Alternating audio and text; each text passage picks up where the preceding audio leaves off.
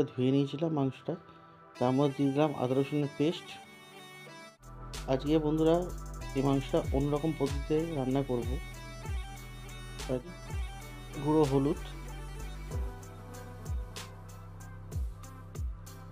লঙ্কার গুঁড়ো,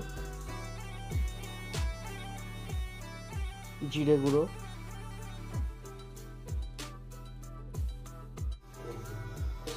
তার মধ্যে দিয়ে দেবো গোটা গরম মশলা,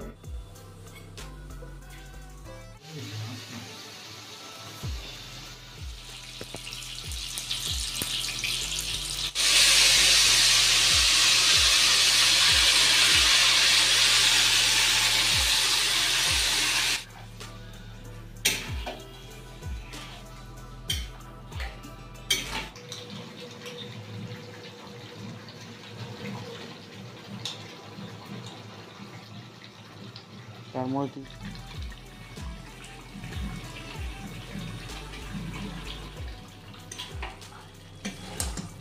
মাংস বলে গেছে, তার মধ্যে আলু তো দিয়ে দিয়েছিলাম, আলু প্রায় গলে গেছে।